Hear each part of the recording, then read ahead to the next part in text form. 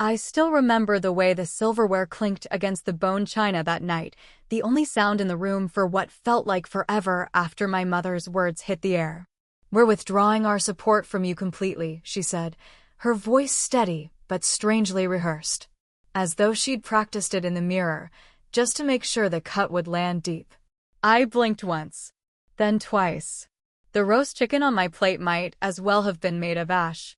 Across the table, my father didn't even look up. His focus remained on his wine glass, swirling it in slow circles like it held answers he wasn't willing to say aloud. Support. That word meant something very different to them than it did to me. To them, it was control, conditional love dressed up in investment portfolios and family dinners. To me, it was always a leash. A velvet one, to be sure, but a leash all the same. And yet, for a moment, the child in me panicked. The good daughter, the one who still remembered how to please, how to perform, how to contort herself to fit into the box they'd carved out of their own ambitions. She wanted to fix this, to make it right. But that moment didn't last long, because right then, at the exact second I opened my mouth to respond, my phone rang. I almost didn't answer it. I was raised better than that, after all. No interruptions at the dinner table, especially not when my mother was mid-declaration. But something made me reach for it. I saw the name on the screen. Elias, my CFO. I excused myself politely, rose from the table, and stepped into the hallway just outside the dining room. "Elias, what's going on?" Ms. Jennifer, his voice crackled with barely restrained excitement. "Our company's stock just hit $120 million in market cap. We did it. The acquisition buzz, the tech upgrade, it all lined up. You're trending on every financial news outlet right now." I didn't speak. Couldn't. Not immediately. I turned back toward the dining room. The glow from the chandelier fell in golden ribbons across the faces of the people who had just, with practiced calm, cast me aside. I walked back in slowly, the phone still in my hand. My voice, when I spoke, was soft but clear. "That was Elias. Our stock just hit $120 million. Silence. Even my mother, who prided herself on her composure, faltered. Her fork dropped onto her plate with a delicate clatter. My father finally looked up. His expression, a blend of shock, confusion, and something dangerously close to regret, was one I hadn't seen since I was 17 and dared to reject Harvard for my own startup dreams. I took my seat again. And for the first time in my life, I didn't feel like the outsider at that table. I felt like the storm they didn't see coming. The silence that followed my announcement wasn't empty. It was dense, packed with all the things they wanted to say but couldn't anymore. Packed with years of dismissal, of overlooked birthdays because of someone else's graduation, of whispered "she's doing her best." That really meant we expected more. My mother was the first to recover. "Well," she said, forcing a brittle smile, "money doesn't mean everything." And there it was. The old tactic. Move the goalposts. When I was 15, success meant getting into a top-tier university. When I landed a full scholarship to Stanford, it suddenly became about networking and how attending a less elite high school may have set me back socially. When I launched WebSpire, a tech platform for mid-sized business automation, they warned me about overreaching. When we passed $5 million in valuation, they said, "Let's see if it lasts." And now, at $120 million, money doesn't mean everything. It was almost funny. I sat there, letting her words hang in the air like stale perfume, letting her scramble to reclaim the upper hand, not out of cruelty, but because I no longer needed to correct the record. The numbers did that for me. Still, old habits die hard. I heard my voice say, quietly, "It's not just about money, Mom. It's about what I built when no one believed in me. Including you." She flinched, just slightly. My father's jaw twitched. A flicker of something crossed his face, discomfort, maybe? Or memory. Because once, a long time ago, I had believed that love looked like sacrifice. That obedience was the currency for affection. That if I just worked a little harder, scored a little higher, achieved a little more, maybe I'd finally be seen. But it was never enough. At 16, when I entered the state science fair with my own coded financial tracker, they didn't come. They were in Milan business trip, they said, but my brother's piano recital in middle school? They flew back early to attend. At 18, when I launched my first online store, I used my own babysitting money to pay for hosting. I asked Dad to co-sign the business account. He said no. It's too risky. You'll thank me later. At 20, when I dropped out of Stanford's graduate program after realizing I didn't need a diploma to run what was already becoming a viable business, my mother cried. Not because she was worried for me, but because what would the neighbors think? I carried all of that into this moment, not with anger, but with clarity. I understand, I said gently, addressing them both. You want to withdraw your support. You already have. Years ago. I just didn't realize it until now. My father shifted in his chair. Jennifer, that's not fair. But it's true. I stood then, not abruptly, just with a calm that felt new in my bones. I appreciate the dinner. But I've got to get back. The board will want a strategy update in the morning. I kissed my mother's cheek lightly. She didn't meet my eyes. As I walked out, I felt the weight of the past trailing behind me. Not heavy, not anymore. Just a shape I used to wear like a second skin. Freedom, I was learning, sometimes comes dressed as exiled. I didn't look back when I closed the front door behind me. Not because I didn't care, but because I finally understood that some doors are meant to close without ceremony. The night air bit softly against my cheeks as I stepped into the quiet street. The world outside was calm, unaware that something monumental had just shifted in mine. I walked to my car, the same sedan I bought years ago when WebSpire was just a skeleton of an idea, all lines of code and caffeine-fueled dreams. It wasn't flashy, but I kept it as a reminder of who I was before the headlines, before the boardrooms, before the valuations. As I slid into the driver's seat, my phone buzzed again, this time with a string of notifications. Articles, market analysis, investor inquiries. My face was already trending on social feeds with headlines like Tech Cinderella turns Titan overnight. Cinderella, I thought, amused. If only they knew the glass slippers were paid for in 4 a.m. coding marathons and 1,000 quiet tears behind closed doors. I tapped one notification. It was from Ava, my executive assistant and, over time, the closest thing to family I'd found in this journey. Ava, just got off the phone with Forbes. They want a feature. You did it, Jen. We did it. I smiled, warmth blooming in my chest. We. The word held weight. Ava had stuck by me when the payroll barely cleared. When venture capitalists dismissed me because I didn't wear the right clothes or drop the right names. She saw me when even my family chose not to. I drove in silence for a while, not rushing, letting the city lights blur into ribbons of gold and white, like some divine applause. When I finally reached my condo, a penthouse I bought quietly under a holding company far from the neighborhood I grew up in, I paused at the entrance. The doorman, James, smiled as he opened the door. Big night, Ms. Jennifer? I met his eyes and nodded. The biggest. Inside, the space welcomed me like an old friend. Floor-to-ceiling windows offered a view of the skyline, a testament to what I'd built not just in wealth, but in will. I toed off my heels, walked barefoot to the glass, and stared out at the city I once thought would swallow me whole. I remembered a time when I stood at a rented desk in a shared workspace with nothing but a refurbished laptop and a stubborn dream. I remembered watching other startups get funded while I was told I lacked the pedigree.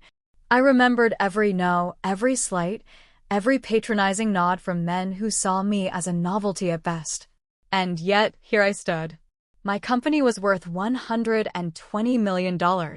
And climbing. I poured myself a glass of red wine. Not to celebrate the money, but the moment. The quiet kind of victory no one else can measure. The moment when the girl who was told she was too sensitive, too intense, Too much looks out at a city lit up like fire and knows she was never too much. They were just too small. That night, I didn't sleep. I didn't need to.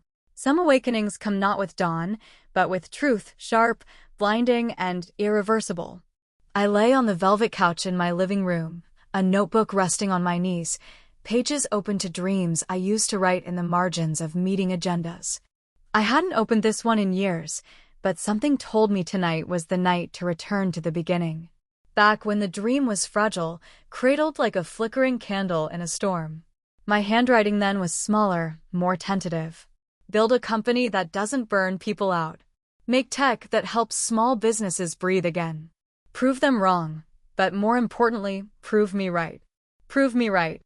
I had spent so long trying to outrun the echo of my mother's sighs, my father's disdainful glances, the silence at the dinner table when I dared to speak of things they didn't understand, API integrations, automation flows, customer-centric UX.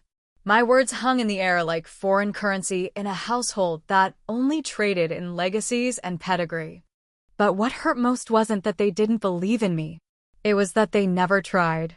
And yet, for all their neglect, they gave me something invaluable: resistance. The kind of resistance that sharpens you. Like wind carves canyons or pressure turns coal into diamond. They were the weight that made me strong. I closed the notebook and stared at the city. The lights below pulsed like distant galaxies. Somewhere in those windows were other women, quietly fighting to be heard. Others like me, who played peacemaker, fixer, ghost. Who stayed small because it made others more comfortable. Who were told to be grateful for scraps and silence. But I wasn't her anymore. I wasn't the daughter waiting to be chosen. I was the woman who chose herself.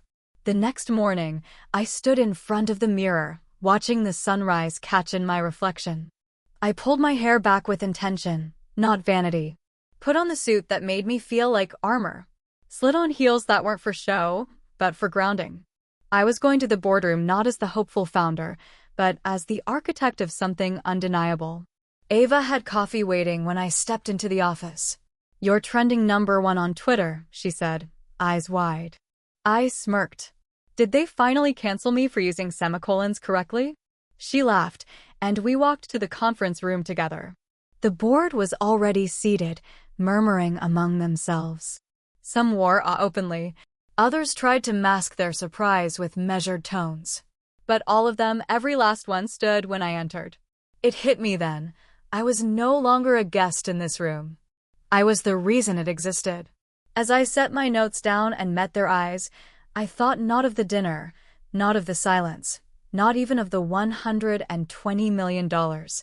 I thought of the girl I used to be, typing business plans at midnight while the rest of the house slept, hearing her parents say, "She'll outgrow it." She didn't. She built it. And now the world would know her name. "Shall we begin?" I asked, and silence fell in the room, not the strained kind, but the kind that leans in. The presentation itself didn't need fanfare. The numbers spoke louder than any of us could. 63% growth in Q2. 3 new enterprise contracts signed. A burn rate that defied industry norms. And the most recent valuation? Verified by a third-party audit and now making its rounds through the financial press. But what held the room was not just the data, it was the clarity with which I claimed it. Not as an accident. Not as a fluke. But as the fruit of years of labor sown in silence. As I spoke, I saw the shift in their eyes. Not just the admiration, but the recalibration. The understanding that they were no longer overseeing a promising startup. They were standing beside a storm in heels. After the meeting, Ava caught up with me in the hallway. "They want you on Bloomberg. Live. Tonight." "Let them wait," I said softly. "I have somewhere else to be." And I did. I drove out of the city to a part of town I hadn't visited in years. To a house that once held my childhood and all the lessons that came with it. The garden still bloomed with the same roses my mother used to tend to with surgical precision. It always struck me how she could nurture a plant, but not a daughter. The door creaked open as if time itself was welcoming me back. Inside, everything was smaller. The ceilings, the rooms, even the memories. It's strange how success doesn't just build you, it resizes the things that once loomed so large. I walked into my old bedroom, now a makeshift storage room filled with forgotten furniture and boxed regrets. But in the corner, still untouched, was the desk where I first drafted my pitch deck. The same one my father once leaned over, frowning. "This isn't a career, Jennifer. It's a distraction. You're wasting your potential." Potential, to him, had only one definition. One path. Preferably one paved by others, with blueprints he could recognize. I stood there, letting the past brush against my skin like an old wind. And then, from the shelf above my desk, I pulled down the framed photo of me at graduation. Smiling, hopeful, still naive enough to believe that love and approval were the same thing. I tucked it under my arm, not as a keepsake, but as evidence. I stepped out of that house quietly. No grand exit. No confrontations. Because I had already spoken the loudest way I knew how. I had built a life that required no validation. I arrived at the studio 15 minutes before the live segment. Makeup, lights, sound checks, all of it whirled around me like the controlled chaos of a tech launch. But I was calm. Not because I wasn't nervous, of course I was. But because this wasn't a performance. It was a reckoning. The producer leaned in as she clipped the mic to my collar. "You've got 3 minutes. Hit the story, the scale, and the soul. You're leading off tonight's prime hour." I smiled. I knew exactly what she meant. Numbers pulled viewers, but it was the wound behind the win that made people stay.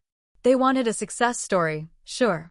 But what they craved was the story of a girl who wasn't supposed to succeed at all. The red light blinked on.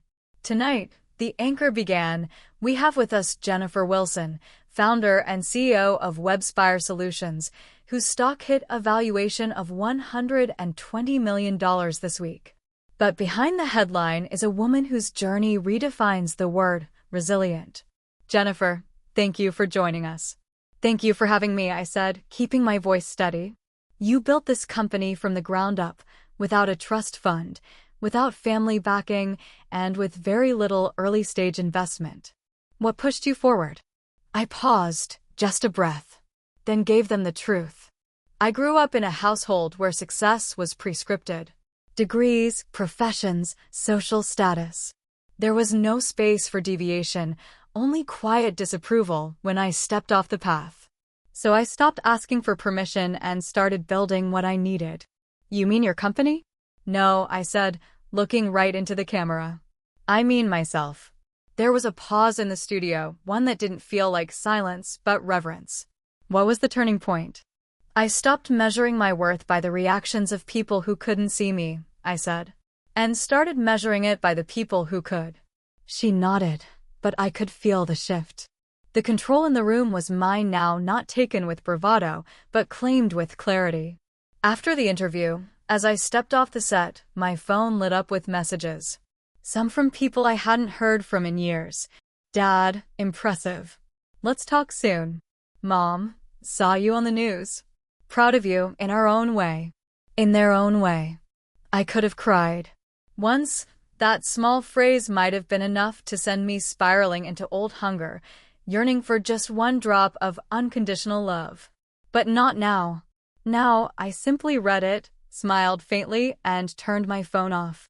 There are moments when a woman must decide, do I return to the people who once made me beg for breadcrumbs? Or do I keep walking toward the feast I built with my own 2 hands? After the interview, I walked a quiet path along the river. Not because I needed fresh air, but because I needed to remind myself that peace wasn't something I found in headlines or praise. It was something I cultivated in silence, when no one was watching. The city shimmered in reflection, a mirror of ambition and ghosts. And among those reflections, I saw her, the version of me who used to wait up at night for approval that never came. Who once softened her voice, her dreams, her shape, just to fit into rooms that were never designed for her comfort. I owed her more than a silent goodbye. So I stopped by the bench near the pedestrian bridge. Sat down. Let the wind brush through my hair like a mother's hand I never truly had. And I whispered, "You were never too much. You were always enough. You weren't the failure. You were the foundation. It was strange how freeing it was to speak to my own shadow. To honor her. To promise I wouldn't forget. The next morning, I met with Ava at our headquarters, now buzzing with energy and fresh eyes from investors who once dismissed us as non-traditional. There's a sweetness in poetic justice. But what I was building now wasn't revenge. It was legacy. Ava handed me a list of speaking requests, media inquiries, and even an invitation to consult with a congressional tech advisory panel. My name, once spoken in family circles with tight lips and eye rolls, now filled inboxes with anticipation. "Are we accepting the Wharton keynote?" she asked. I paused. Let's counter. I don't need their stage. They need my story. That's when the email came through. Subject: Family Gathering. RSVP required. Aunt Lenora, the gatekeeper of family appearances.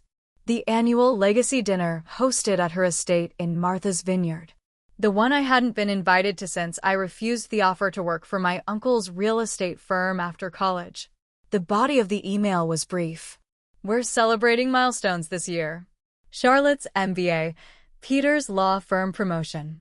We'd like you to join us and share your recent success. Please confirm your attendance. Dress code, formal. No apology. No warmth. Just an invitation curated like a PR statement. The kind of reach only made when your name means something again." I stared at the screen. Once, I would have dropped everything.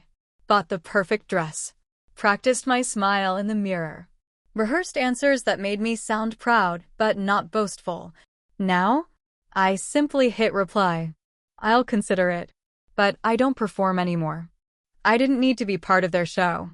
I was building my own stage. And this time, I was inviting only those who saw me, not just when I was shining, but when I was still struggling to strike the match point 3 days past.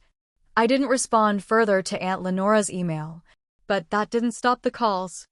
First came Charlotte, sweet, well-meaning, oblivious Charlotte. My cousin who once asked if I wanted help polishing my resume for a real job when I was 2 years into building WebSpire. "I'm so excited you might come this year," she chirped. "Everyone's buzzing about you. Uncle Robert said your company is the next Salesforce." I smiled politely through the phone. "How's business school treating you?" She groaned. "Exhausting, but worth it. Dad says the connections alone are priceless." I wondered how she would define worth 10 years from now. Whether she'd measure it in introductions or in integrity. The next message was from Uncle Martin, the man who once told my father, at a Christmas party, that Jennifer should aim lower, less Mark Zuckerberg, more marketing assistant. His voicemail was short. "We've all been watching your rise. Very impressive. Let's reconnect." Reconnect. Such a polite word for people who once saw me as an embarrassment. The family tech girl who didn't know her place. Now they wanted to reconnect. I didn't delete the message. I kept it, like an artifact from a past life. Proof that even statues crumble under the pressure of undeniable success. Meanwhile, Ava and I were sketching the next evolution of WebSpire. "What do you want this company to become?" she asked one night over takeout, "now that it's everything you dreamed of." The question stayed with me. For so long, the dream had been escape. Survival. Proving that I could. But what now? Now, I wanted to build a company where no one else would have to fight like I did just to be seen. Where bright, strange, brilliant women didn't have to trade dignity for funding. Where the underestimated would have a seat not just at the table, but at the head of it. The next morning, I wrote a manifesto. Quietly. Without announcement. It wasn't for press releases or marketing. It was for the people who walked through our doors. It read, "We do not whisper to make others comfortable. We do not shrink so others can stand taller. Here, brilliance is not tolerated. It is celebrated. Here, you are not the exception. You are the standard." I printed it, framed it, hung it in the lobby. Let them see it as soon as they enter. This wasn't just my story anymore. It was a space for others who were told they were too much, and knew deep down they were just enough to change everything, The formal invitation arrived a week later. Heavy cardstock, embossed gold lettering. My name written with the kind of reverence they only used when it benefited them. Ms. Jennifer Wilson is cordially invited to the 28th Annual Lenora Legacy Dinner.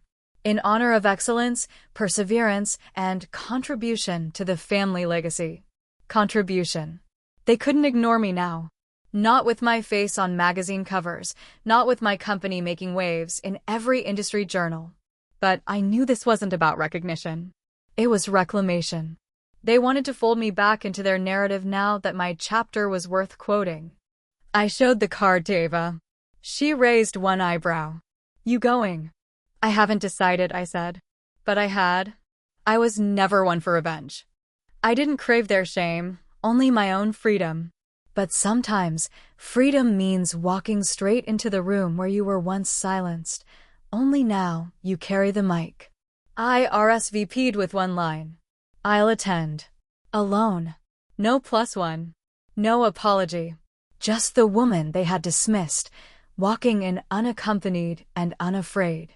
In the days leading up to it, my phone buzzed with family names I hadn't seen in years. Some left voicemails full of warmth, others filled with thinly veiled curiosity. My cousin Philip, once condescending, now said, "You've really surprised all of us." I didn't reply. I wasn't here to surprise them. I was here to be myself. The night before the event, I stood in my closet, fingers brushing against silk and velvet and power. I chose a suit. Midnight black. Sharp shoulders. Feminine, but commanding. A silhouette built not for comfort, but for legacy. In the mirror, I saw a woman who no longer waited for a seat at the table. She brought her own. And maybe, just maybe, she'd burn theirs down if they ever forgot what they did. The estate was just as I remembered. Ivy-wrapped columns, a gravel drive crunching under luxury tires, the faint scent of old money and older secrets. I arrived early. Not to impress, but to observe. To see who wore masks and who had finally removed theirs. The valet, dressed in crisp black, opened my car door with a respectful nod. "Ms. Wilson, they're expecting you." Of course they were. Inside, the foyer gleamed with polished marble and curated opulence. But beneath the chandelier's soft glow was a buzz of speculation. Whispers stopped as I entered. Heads turned. My name rippled through the crowd like a secret that had grown too large to hide. Jennifer, Aunt Lenora said, descending the staircase like a monarch. Her hug was lukewarm, precise. "You look formidable." I smiled. I came as myself. Dinner was announced, and I found my seat at the long, gleaming table, third from the head. A deliberate placement. Close enough to be acknowledged, far enough to be reminded. The conversation began as expected. Charlotte's MBA program. Peter's legal firm expansion. Tristan's new real estate venture backed by a trust fund no one mentioned aloud. Then it came. "Jennifer," Uncle Robert's voice carried, warm and calculated. "Tell us what it feels like to finally arrive." I set my fork down gently. "I never arrived," I said. "I built." While most were playing legacy, I was laying brick. So, if it feels like I've arrived, it's only because you didn't notice the building until it blocked your view. Silence. Not hostile, just stunned. Aunt Lenora laughed, high and clear. "You always were so articulate. Perhaps too much for your own good. Or just enough for what I was building." And that was when I saw it. Across the table, my father, who hadn't spoken to me since the interview aired, lowered his wine glass. Met my eyes. He nodded. Not approval. Not regret. Recognition. And it struck me then. Sometimes the most profound justice isn't in revenge. It's in being undeniable. After dinner, the guests filtered into the drawing room for drinks and polite power plays. I stood near the window, swirling sparkling water in a glass flute, watching the garden lights flicker outside. Behind me, the room filled with the low hum of legacy maintenance, laughter layered over judgment, stories rehearsed into status. Aunt Lenora approached again, this time with 2 flutes in hand. She offered me one. I must admit, she said, you've caused quite a stir. Didn't mean to, I replied, though we both knew I had. You've always had potential, Jennifer. We just worried you wouldn't know how to use it properly. Properly. That word again. I turned to face her fully. You mean quietly. Her smile faltered. There's a dignity to tradition. There's also dignity in truth, I said. And in building something no one else thought possible, not because you inherited it, but because you refused to inherit their limitations. She blinked. Legacy dinners are nice, I continued, but I'm more interested in what we're leaving behind. For people we don't even know yet. You mean philanthropy? No, I said. I mean impact. Ownership. Changing the way young women see their futures. I'm not building a monument to myself. I'm building doors. For others. She looked at me for a long moment, then nodded slowly. You always were different. I finished my drink. Thank you. That night, as I left the estate, no one tried to stop me. No one made a scene. But I knew something had shifted. Not in them, but in me. I had entered that place as a question mark. And walked out as a full stop. The kind that ends one chapter, and begins another. The morning sunlight spilled across my desk like a benediction. I sat in my office, hair still loosely pinned from the night before, coffee in hand. The scent of success wasn't perfume or power, it was peace. Ava walked in holding a bundle of overnight mail. You've got 3 more speaking invites, and she paused, raising an eyebrow, a handwritten letter from your mother. That stopped me. My mother had never been one for pen and paper. She wielded words like scalpels, precise, sharp, often cold. But ink? Ink bled. Ink revealed. I opened it slowly. Jennifer. I watched your interview. I said nothing that night at dinner because I didn't know how to reconcile the girl I raised with the woman I saw on screen. The truth is, I didn't believe in what you were building. Not because it wasn't good, but because it wasn't familiar. I was scared for you and too proud to admit it. You didn't need our support. You never did. But I see now how much it would have meant to you if we'd offered it anyway. I'm sorry I didn't. You deserved better. Your father hasn't stopped talking about you since the legacy dinner. I think it finally clicked for him, the weight you've carried alone. We're not good at saying it out loud, but we are proud. If you ever want to come home, the door is open. Love. Mom. Home. That word used to ache. Now it simply floated, weightless, like something I no longer needed to reach for. I folded the letter, placed it in my drawer, not out of rejection, but reverence. Some apologies aren't for fixing things. They're just acknowledgments that you weren't imagining the pain. That afternoon, I walked the halls of Webspire, watching my team thrive in the culture we'd fought to build. Transparent. Compassionate. Fearless. Jasmine, our lead developer, waved me down. Jen, that mentorship program you pitched? The applications are pouring in. Young women. High school coders. First-gen college students. I felt something deep in my chest break open, in the best way.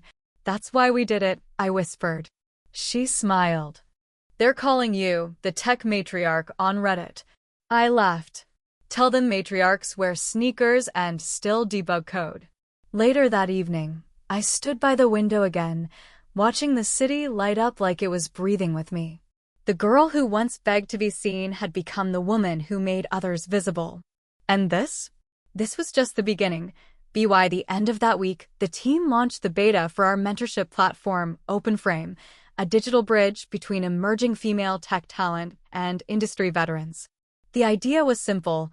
What if the girl I used to be could have messaged someone like the woman I had become?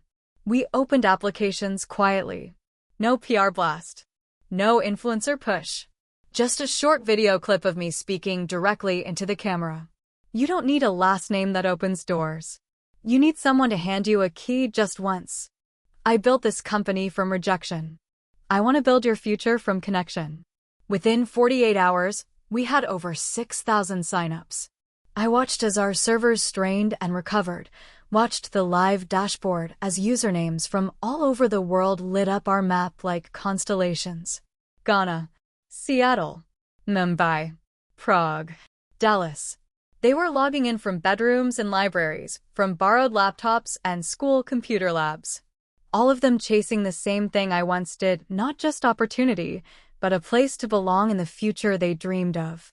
Ava slid into my office late Friday afternoon, holding 2 mugs of herbal tea and a crooked smile. "You've got a package," she said. Inside was a velvet box. My name stitched in gold thread. No sender. I opened it to find a plaque. Presented to Jennifer Wilson for breaking the mold and building the path. Tucked beneath it, a short note. "You weren't supposed to win. That's why your story matters so much. An admirer from the shadows you lit." I didn't cry, but I did sit down and let the silence stretch. Not the kind that stings, but the kind that says, "You've arrived at the next threshold. Step in." That night, I hosted a small dinner, not for press, not for legacy, but for those who had walked with me when my future was still held together with duct tape and courage. Ava, Jasmine, Ryan from legal, who once pulled an all-nighter to help us renegotiate our licensing. Even Mr. Chin, my first skeptical investor who now wore humility like a second skin. We toasted with lemonade and laughter, with no hierarchy, only shared triumph. I stood to thank them. And for once, my voice didn't tremble. I spent years trying to fit into rooms that weren't made for me. I'm done with that. Now I build the room. And all of you, you're helping light the way. Outside, the city pulsed on. But inside, a storm had passed. And in its place? The beginning of a legacy not built on names or inheritance, but on choice and fire. The following Monday, the office was buzzing before I even stepped off the elevator. "Have you seen it?" Ava asked, thrusting her tablet toward me. The screen showed a breaking news headline. "Wilson family feud? Leaked emails suggest rift behind tech empire rise." My breath caught not in fear, but in that old, familiar ache. The one that shows up when private wounds are made public. Someone had leaked correspondence from years ago, emails I'd sent to my parents during my early startup years. Pleas for help, small and clumsy and full of hope. Their replies, curt, indifferent.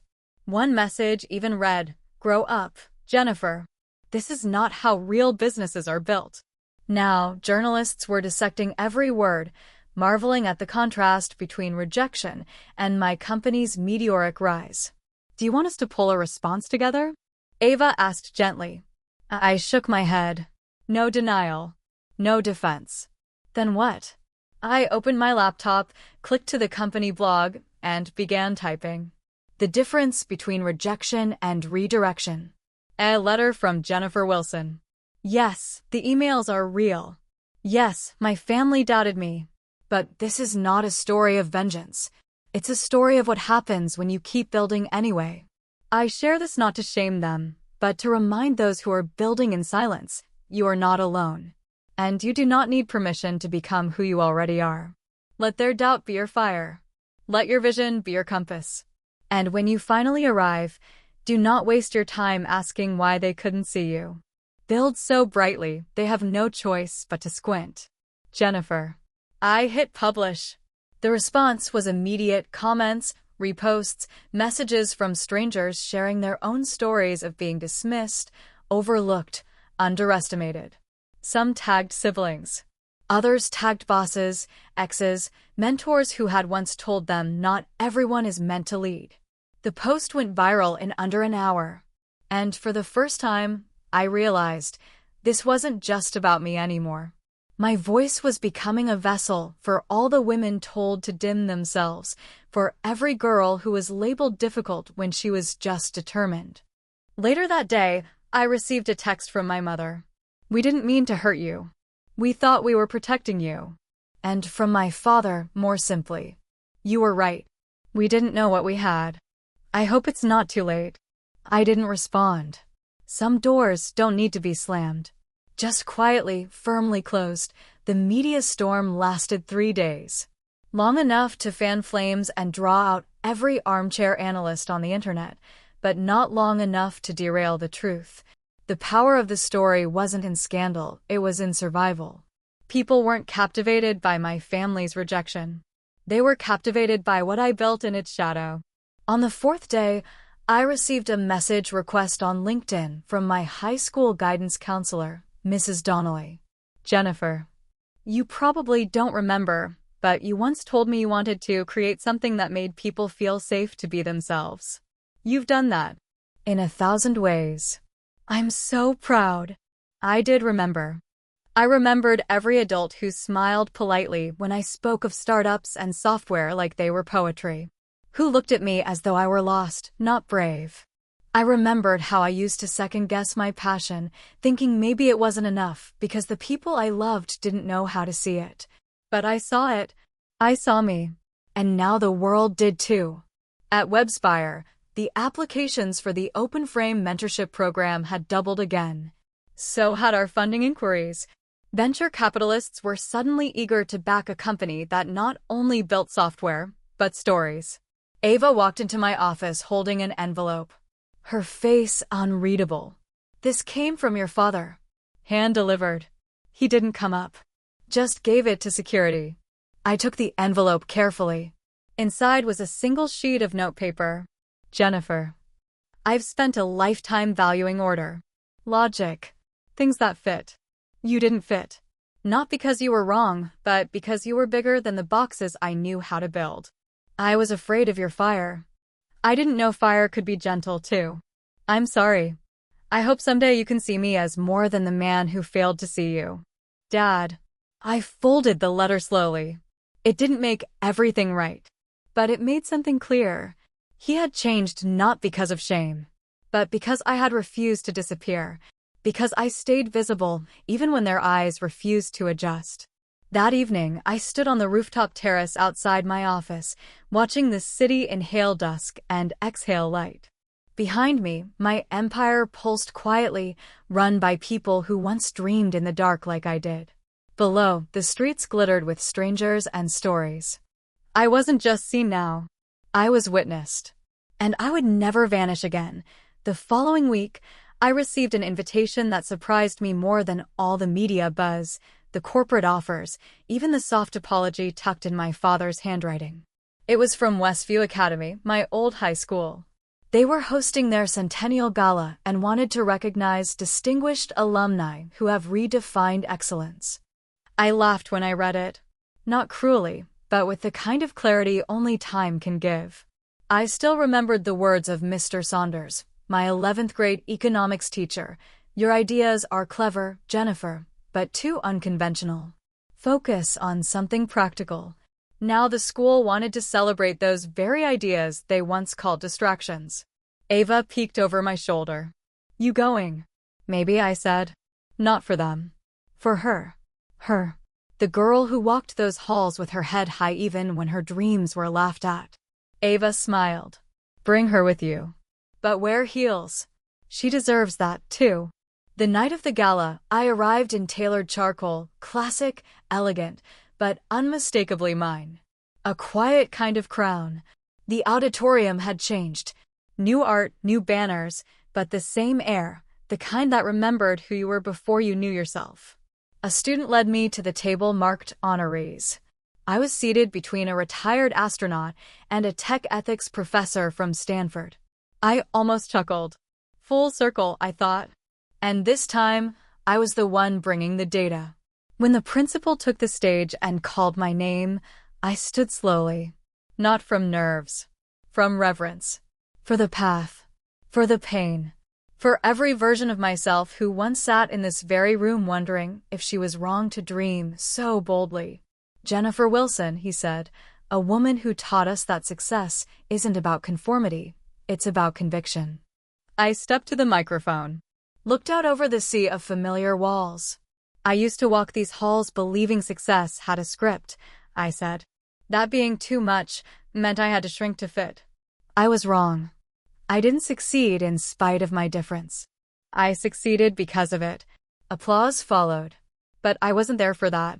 I was there for the young girl in the third row, dark curls, curious eyes, fingers clutching a sketch pad instead of a notebook. She smiled at me. And in that moment, I knew I had become the woman I needed when I was her. Not everyone gets to carry their younger self home in triumph. But I did. And she was so proud. The next morning, I stood in my bathroom, brushing my teeth in silence, the echo of last night's applause still tucked somewhere behind my ribs. I looked up at my reflection. For years, I'd inspected this same face, searching for flaws, for softness where steel was required, for proof that I belonged in a world built for other people's daughters. But now I saw a woman who no longer asked for a seat. She was the table, and the meal, and the fire that kept it all warm. My phone buzzed with a new message, this time from Charlotte. Jennifer, I watched your gala speech. I cried. Not because I envy you, but because I finally understand you. You've always known something we were all too scared to learn. I'm sorry if we made you feel alone in that. See, it was simple. It was real. And for once, I didn't feel the urge to analyze it. Some things don't need to be deconstructed. They just need to be received. I replied, Thank you. I'm glad you're beginning to see me. I hope one day you see yourself too. That afternoon, Ava brought up another request. TED Talk. Full feature. Title's up to you. I smiled. What's the theme? Visibility. Resilience. Women rewriting power. I didn't hesitate. Call it, We Don't Whisper Anymore. Because we don't. We build. We write checks. We start movements and fund schools and walk into rooms with stories too wide for the margins. And when they tell us we're too loud, too proud, too ambitious, we tell them this. If your house is shaking, it's because we stopped tiptoeing. The TED stage was colder than I expected. Not temperature, but tone. Those black walls, the red circle, the focused hush of 1,000 eyes waiting not for performance, but for truth. I stood at the edge, heels grounded, heart steady. I wasn't nervous. I was ready. The lights dimmed. The host introduced me.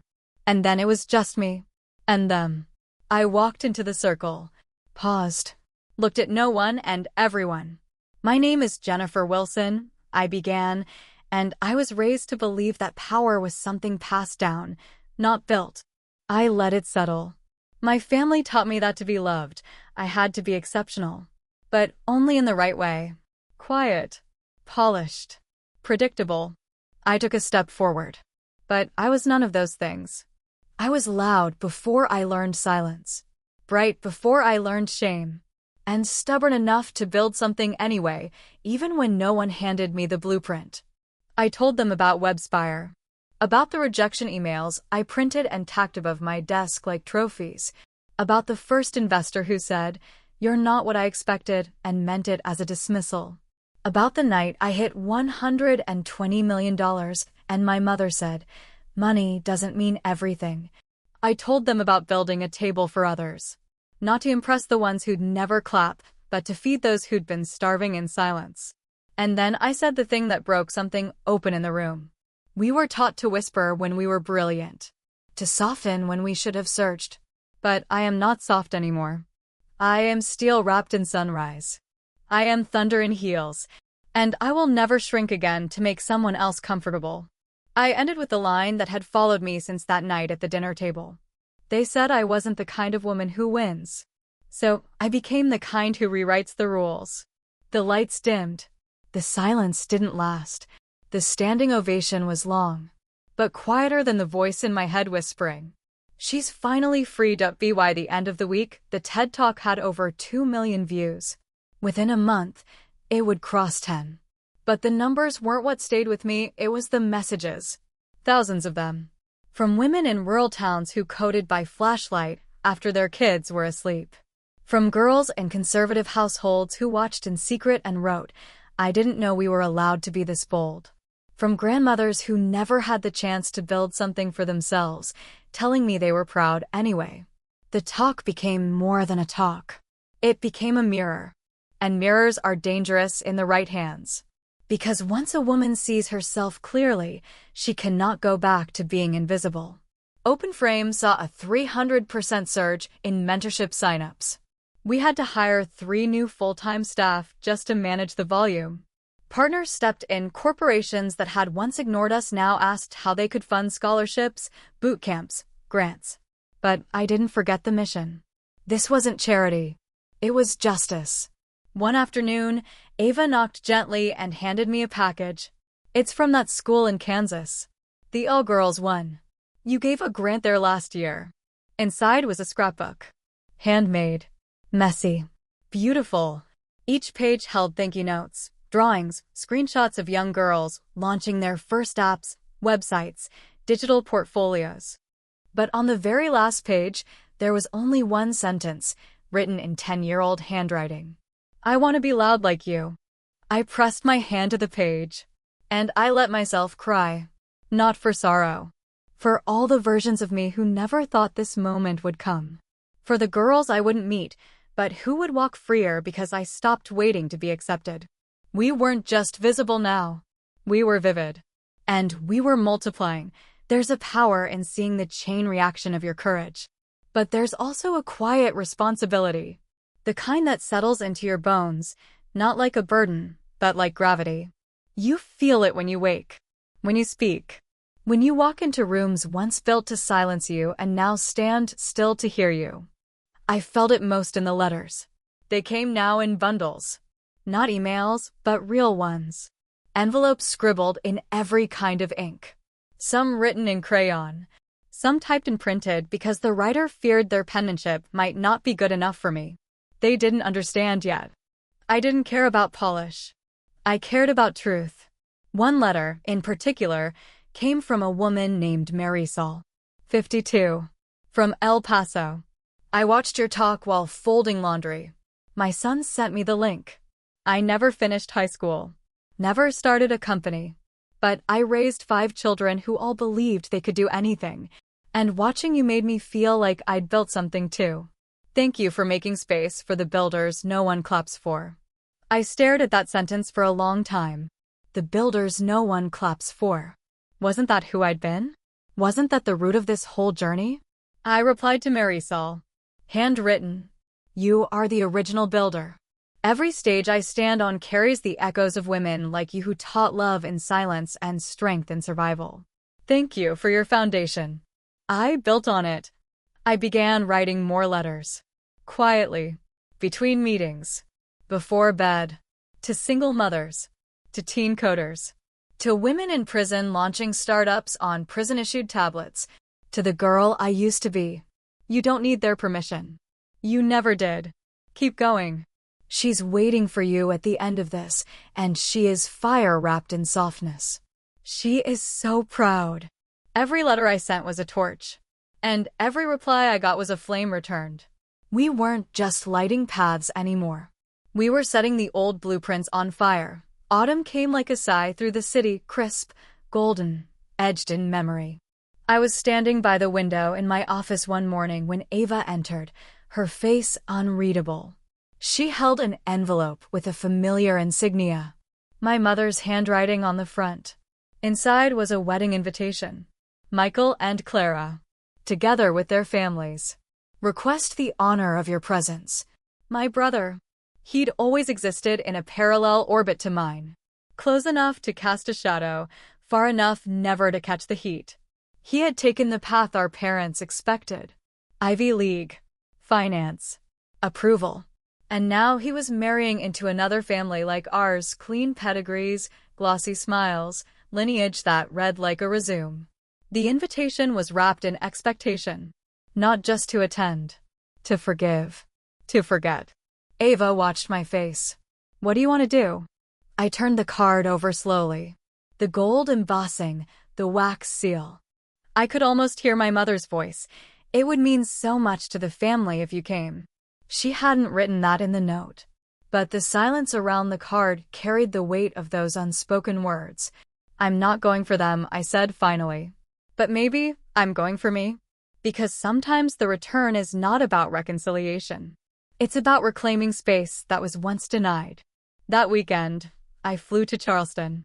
Not to prove a point, but to stand tall in a room where I once folded to fit. The ceremony was held on an estate that looked like something out of a Southern Gothic novel, magnolia trees and moss, secrets in every corner. The guests were polished, the glances sharp.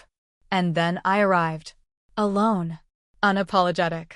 I wore navy silk, sleek, sleeveless, unmistakably strong. My mother's eyes found me first.